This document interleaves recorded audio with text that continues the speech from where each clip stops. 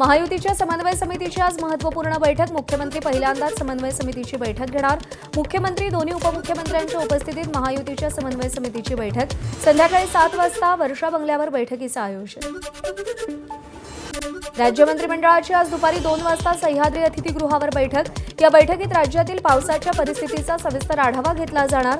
मराठवाड्यातल्या अनेक धरणांमध्ये अजूनही समाधानकारक पाऊस नाही, त्यावर बैठकीत चर्चा होणार। कर्जमाफीवरही बैठकीत चर्चा होणार। मुंबई महापालिकेतील गटबाजीवर तोडगा काढण्यासाठी भाजपकडून हालचाली। मुंबई भाजप अध्यक्ष अमित साटम यांनी आज संध्याकाळी 5 वाजता भाजपचे सगळे नगरसेवक आणि प्रमुख नेत्यांची बैठक बोलावली। भाजपच्या पक्ष कार्यालयात बैठकीचं आयोजन। एकनाथ शिंदेंनी मंत्री दादा भुसेंसोबत चर्चा करून शिक्षण विभागाचा आढावा घेतला। एकनाथ शिंदेंनी मंत्री दादा भुसे तसंच शिक्षण विभागातील वरिष्ठ अधिकाऱ्यांसोबत तब्बल 4 तास बैठक घेतली। बैठकीनंतर शिंदेंनी अधिकाऱ्यांना महत्त्वाच्या सूचना दिल्या। सरकारचं शिष्टमंडळ मनोज जरांगेंची भेट घेणार। मराठा आरक्षण समितीचे अध्यक्ष राधाकृष्ण विखे पाटील, मंत्री उदय सामंत, मंत्री शंभूराज देसाई, प्रसाद लाड जरांगेंची भेट घेणार। सगळे नेते अंतरवाली सराटीत जाणार। मराठा आरक्षणावर चर्चा होणार। जालन्यातील अंतरवाली सराटीमध्ये गोदापट्ट्यातील 123 गावातील मराठा सेवकांची महत्त्वाची बैठक पार पडली। मनोज जरांगेंनी 29 ऑगस्टच्या निर्णायक आंदोलनाचे साक्षीदार होण्याचं आवाहन केलं। कामाला लागण्याच्या मराठा समाजाला सूचना। कोल्हापुरात तेली समाजाच्या कार्यक्रमात चंद्रशेखर बावनकुळे आणि विजय वडेट्टीवार एकाच मंचावर।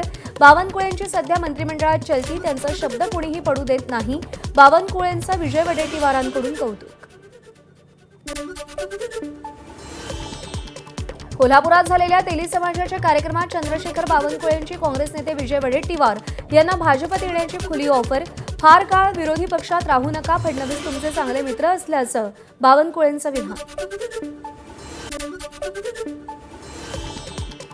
भाजपकडून नवनीत राणांना अद्याप कोणतीही मोठी जबाबदारी मिळालेली नाही। सोशल मीडियात रील्स आणि पोस्ट टाकून नवनीत राणांनी नाराजी व्यक्त केली। भाजपकडून दखल घेतली जाणार का, याकडे लक्ष। डोंबिवली शहरातील भाजपच्या शेकडो कार्यकर्त्यांचा शिवसेनेत जाहीर प्रवेश। भाजपच्या जिल्हाध्यक्षांच्या कारभारावर नाराजी व्यक्त करत शिवसेनेत प्रवेश। खासदार डॉक्टर श्रीकांत शिंदेंच्या उपस्थितीत शिवसेनेत प्रवेश। मुंबईच्या वांद्रे कलानगर परिसरात शिवसेनेकडून पोस्टरबाजी। कलानगर इथे मातोश्रीजवळ धनुष्य बाणाची साथ, गणेशोत्सवाचा सुवर्ण प्रवास असा संदेश देणारे बॅनर्स। काँग्रेसचं नाशिकमध्ये आजपासून 10 दिवसांचं निवासी प्रशिक्षण शिबिर। संघटन सृजन अभियानाअंतर्गत प्रशिक्षण शिबिराचं आयोजन। आजपासून 2 सप्टेंबरपर्यंत शिबिर चालणार। शिबिराच्या समारोपाला राहुल गांधी मार्गदर्शन करणार। हिंगोलीमध्ये आज भव्य कावड यात्रा। कळमनुरीतील चिंचाळेश्वर महादेव मंदिरातून कावड यात्रा निघणार। शिवसेना आमदार संतोष बांगर यांनी आयोजन केलंय। कावड यात्रेसाठी श्रीकांत शिंदे, उदय सामंत, प्रकाश आंबेडकर उपस्थित राहणार। नीट पेपरफुटी प्रकरणाच्या पार्श्वभूमीवर महाराष्ट्र सरकारनं कोचिंग सेंटर्सवर नियंत्रण आणण्यासाठी कायद्याचा मसुदा तयार केला। महाराष्ट्र खासगी शिकवणी केंद्र नोंदणी व अधिनियम 2024 प्रस्तावित। खासगी शिकवणीची नोंदणी आणि तक्रार निवारणासाठी तरतुदी। नियमांचं उल्लंघन करणाऱ्याची मान्यता रद्द करण्याचीही तरतूद। ओला, उबेर आणि रॅपिडो ॲपच्या बाईक टॅक्सीला मंजुरी देऊ नका। खासदार संजय राऊतांचे परिवहन मंत्री प्रताप सरनाईकांना पत्र। रॅपिडो बाईक टॅक्सीचा मराठी रिक्षा चालकांना फटका बसेल, संजय राऊतांचं मत।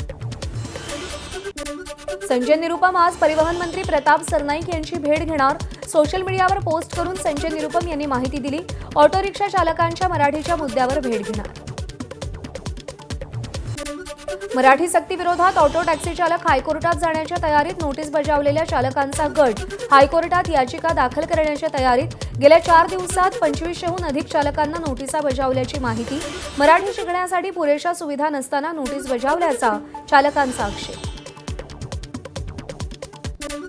हरियाणाचे मुख्यमंत्री नायब सिंग सैनी यांनी वर्षा बंगल्यावर मुख्यमंत्री देवेंद्र फडणवीसांची भेट घेतली।